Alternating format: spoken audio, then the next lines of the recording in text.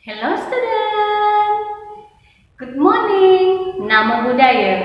Jumpa kembali dengan Teacher Yohana di video pembelajaran tematik kelas 5. Apa kabar anak-anak semua? Teacher harap kalian dalam keadaan sehat, semangat, dan selalu ceria. Teacher juga ingatkan, jangan lupa untuk menjaga kesehatan dan mengikuti protokol kesehatan dengan baik. Pada kali ini, teacher akan mengajar tema 2, subtema 3, dan pembelajaran yang ketiga. Sebelum teacher menyampaikan apa yang menjadi materi kalian pada hari ini, terlebih dahulu teacher akan menyampaikan tujuan pembelajaran yang harus kalian capai. Pertama, siswa mampu menjelaskan informasi terkait dengan pertanyaan apa, di mana, bagaimana, dan mengapa. Kedua, siswa mampu menjelaskan akibat yang terjadi jika masyarakat tidak bertanggung jawab terhadap masalah sampah.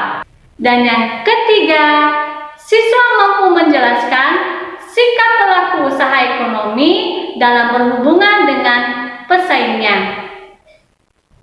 Materi pertama yang akan teacher jelaskan adalah tentang menjelaskan informasi terkait dengan pertanyaan apa, di mana, bagaimana, dan mengapa. Informasi suatu teks dapat kita peroleh jika kita mengajukan pertanyaan dan mendapatkan jawaban dari pertanyaan tersebut. Untuk bisa lebih memahami bagaimana cara menjelaskan informasi yang telah kita peroleh, simaklah bacaan berikut ini. Kelurahan Babakan Pasar luncurkan gerakan pungut sampah. Agar masyarakatnya sadar dengan kebersihan lingkungan, terutama masalah sampah, Kelurahan Babakan Pasar mengajak warganya dalam gerakan pungut sampah atau GPS. Lurah Babakan Pasar, Rokib Al-Hurdri, menyatakan GPS ini merupakan program pemerintahan kota atau Pemkot Bogor pada tahun 2016. Program ini bertujuan agar kota Bogor terbebas dari sampah. Karena masalah sampah merupakan tanggung jawab seluruh masyarakat. Sampah ini bukan hanya tanggung jawab pihak kelurahan atau orang per orang, tapi tanggung jawab bersama kita semua, jelasnya. Rokib berharap ke depannya warga Babakan Pasar lebih peduli lagi dengan sampah yang selama ini selalu berserakan sehingga wilayah Babakan Pasar terbebas dari sampah.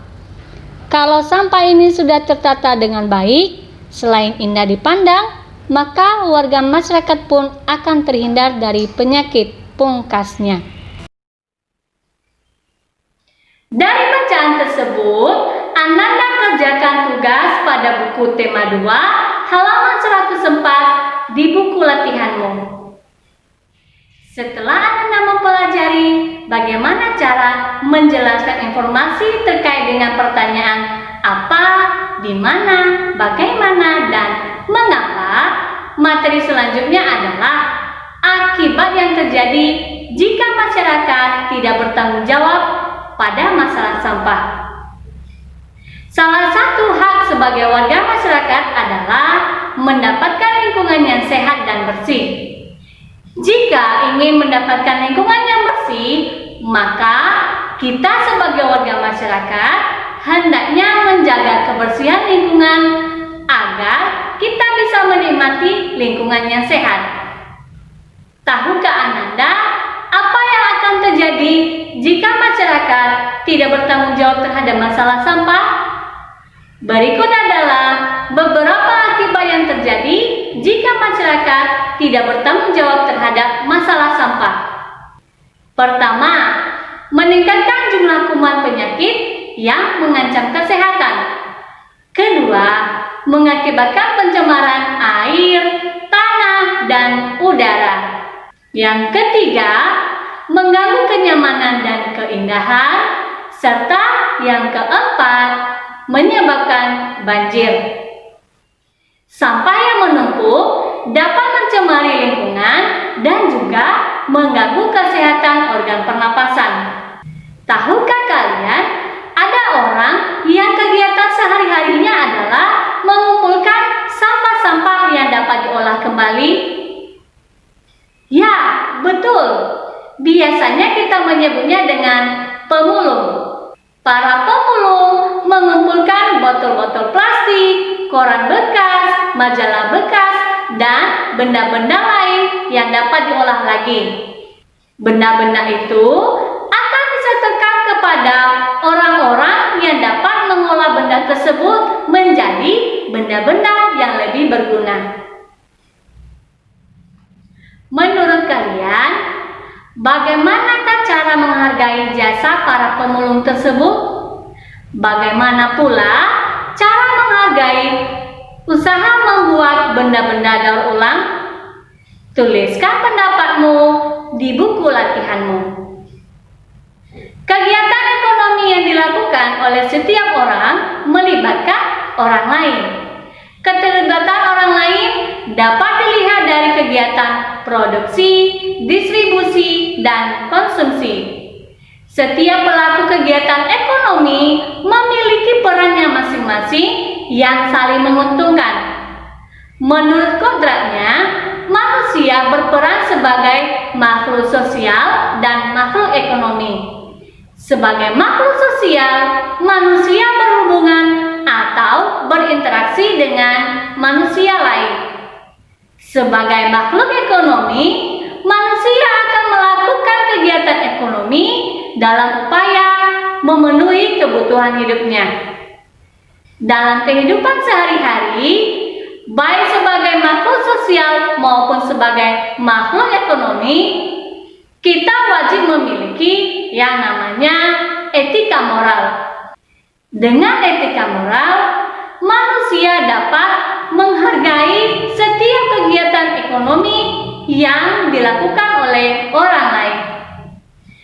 Tahukah Ananda bagaimana sikap pelaku usaha ekonomi dalam menjalin hubungan dengan pesaingnya? Para pelaku usaha ekonomi ini hendaknya memiliki etika bisnis, yaitu cara melakukan kegiatan bisnis yang mencakup seluruh aspek berkaitan dengan individu, perusahaan, dan masyarakat. Etika bisnis menjadi pedoman bagi seluruh karyawan, termasuk manajemen untuk pekerjaan sehari-hari. Berikut adalah sikap-sikap yang patut dimiliki oleh para pelaku usaha dalam menjalin hubungan dengan pesaingnya. Pertama, pengendalian diri. Kedua, mempertahankan jati diri dan tidak mudah goyah oleh pesatnya perkembangan informasi dan teknologi. Yang ketiga, menciptakan persaingan yang sehat. Keempat, menghindari sifat 5K, yaitu KTBLC, kong kaling kong, koneksi, kolusi, dan komisi. Yang kelima, mampu menyatakan yang benar itu benar. Keenam, menumbuhkan sikap saling percaya antara golongan pengusaha yang besar dan golongan pengusaha kecil. Dan yang ketujuh, menumbuhkan kesadaran dan rasa memiliki terhadap apa yang telah disepakati. Baiklah anak-anak, demikianlah materi yang dapat teacher sampaikan kali ini. Teacher berharap anak-anak semua dapat mengerti apa yang telah teacher sampaikan dan bermanfaat bagi kalian. Nantikan video pembelajaran berikutnya. Terima kasih. Goodbye.